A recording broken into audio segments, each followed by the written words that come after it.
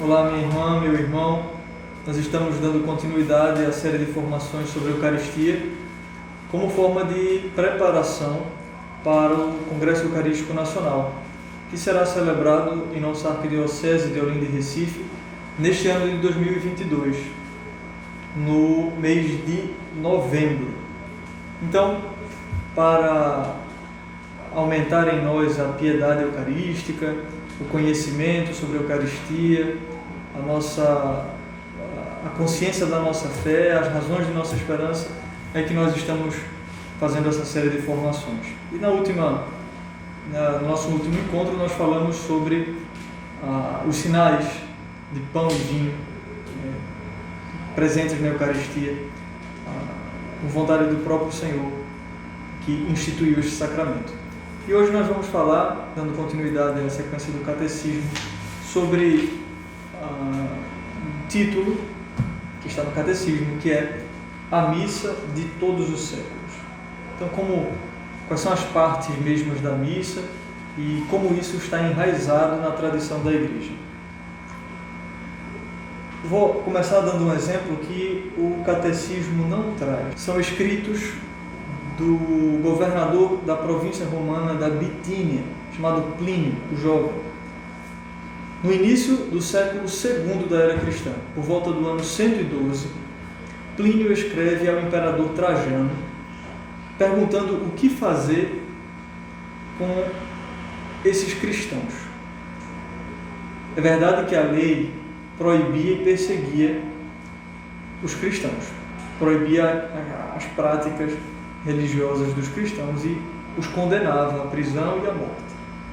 Então, Plínio pergunta a Trajano, o imperador romano, o que fazer com esses cristãos, porque se ele fosse aplicar o rigor da lei, a província ficaria semi-despovoada, ou seja, a imensa maioria dos habitantes daquela região, que hoje é a atual Turquia, perto daquele estreito que liga o mar Mediterrâneo ao Mar Negro. Então, os cristãos que habitavam naquela região eram muito numerosos. Se Plínio fosse aplicar a lei, então não ia sobrar quase ninguém. E ele pergunta a Trajano o que fazer. E ele faz essa pergunta especialmente porque vê que esses cristãos não faziam nada de mal, nada de tão diferente. Eram pessoas normais, mas que tinham um costume fixo, que Plínio descreve ao imperador Trajano. Em determinado dia da semana, um dia fixo, toda semana, antes do nascer do sol, essas pessoas se reuniam e cantavam louvores a um certo Cristo, que ele não sabia quem era, e depois de cantar esses louvores, eles se dispersavam para se reunirem depois, no mesmo dia, para comerem juntos. Uma espécie de refeição ritual que Plínio não entendia muito bem. Então, feita essa descrição, nós vemos aí já um primeiro testemunho tão antigo, quase tão antigo como os evangelhos, de que os cristãos celebravam, sempre num dia determinado. Esse dia era o domingo, a Eucaristia juntos. Depois de cantarem louvores a Cristo, eles celebravam o banquete pascal, a ceia que Cristo deixou, como memorial do seu sacrifício. Mais ou menos 50 anos depois dessa carta de Plínio, o Jovem, nós temos o testemunho de São Justino Mártir. Por volta do ano 155, o mártir São Justino descreve para nós, essa descrição se encontra no Catecismo, no número 1345, descreve para nós como era a celebração eucarística, o que é que os cristãos faziam. Ele escreve para o imperador romano Antonino Pio, dizendo que no dia do sol, como é chamado, reúnem-se no mesmo lugar os habitantes, quer das cidades, quer dos campos. O dia do sol é o domingo, o dia do Senhor. Leem-se na medida em que o tempo permite, ora os comentários dos apóstolos, ora os escritos dos profetas. Depois, quando o leitor terminou, o que preside toma a palavra para aconselhar e exortar a imitação de tão sublimes ensinamentos. A seguir, pomos-nos todos de pé e elevamos nossas preces por nós mesmos e por todos os outros, onde quer que estejam, a fim de sermos de fato justos por nossa vida e por nossas ações, e fiéis aos mandamentos, para assim obtermos a salvação eterna. Quando as orações terminam, saudamo-nos uns aos outros com um ósculo, um beijo. Em seguida, leva-se aquele que preside aos irmãos pão e um cálice de água e de vinho misturados. Ele os toma e faz subir louvor e glória ao Pai do Universo, no nome do Filho e do Espírito Santo, e rende graças de termos sido julgados dignos destes dons. Terminadas as orações e as ações de graças, todo o povo presente prorrompe numa aclamação, dizendo Amém. Depois de o presidente ter feito a ação de graças e o povo ter respondido, os que entre nós se chamam diáconos distribuem a todos os que estão presentes pão, vinho e água eucaristizados e levam também aos ausentes.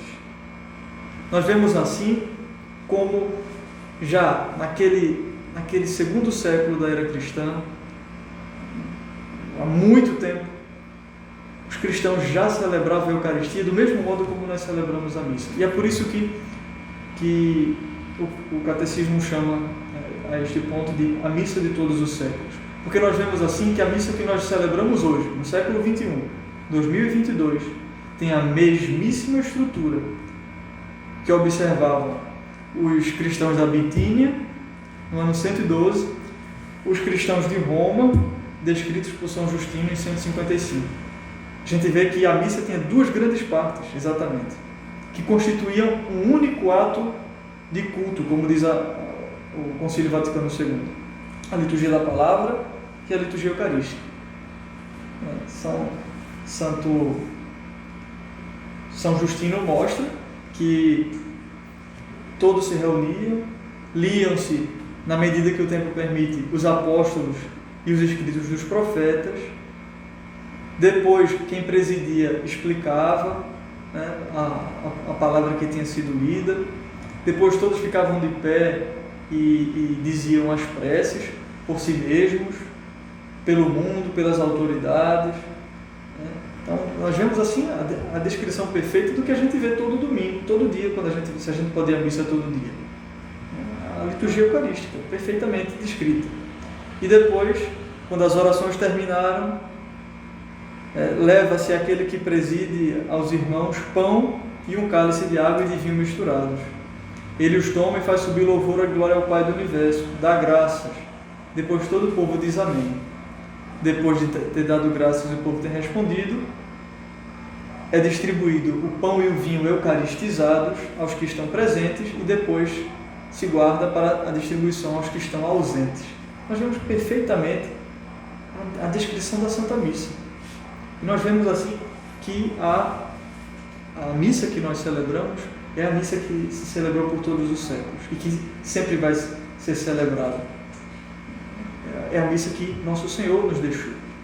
Até no Evangelho segundo Lucas, capítulo 24, versículos 13 a 35, nós vemos que o próprio Senhor, ressuscitado, quando caminhou com os discípulos em Emaús, ali nós víamos a estrutura da missa já.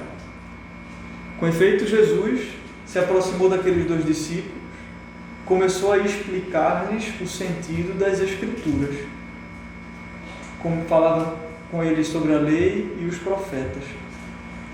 Quando o sol ia se pondo, Jesus fez que ia mais à frente, e os discípulos pediram que Jesus ficasse, mas não sabiam que era Jesus ainda.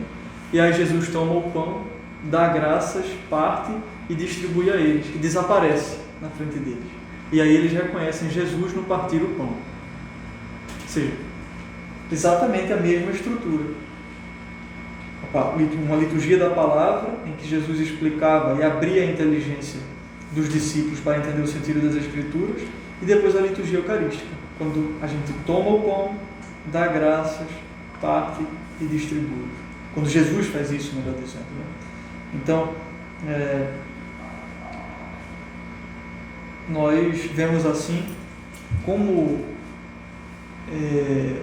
a missa que nós celebramos é rica de significado e remonta às próprias ações de nosso Senhor ressuscitado. Então, vamos tomar consciência disso e ser muito gratos a Deus, porque nos dá a graça de participar de seu sacrifício. Nos dá a graça de participar da Eucaristia. Ele mesmo na missa abre a nossa inteligência para entender o sentido da palavra de Deus. Ele mesmo na missa nos preside, na pessoa do presbítero ou do bispo, levando ao Pai a ação de graças perfeita por Cristo no Espírito. Então, partindo o pão consagrado e distribuindo-o para nós. Vamos agradecer muito a Deus por essa graça e agora, na próxima missa de que participarmos, tomar consciência de que aquele ato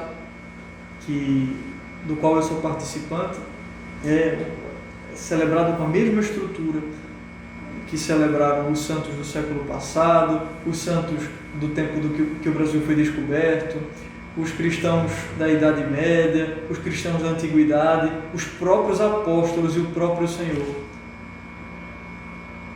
Que grande graça é ser católicos, que grande graça é poder comungar do corpo e sangue de Jesus Cristo, nosso Senhor. Se você gostou desse conteúdo, não esqueça de colocar o like, apertar o like aqui embaixo, deixar algum comentário e nós nos vemos nas próximas formações. Deus os abençoe a todos. Amém.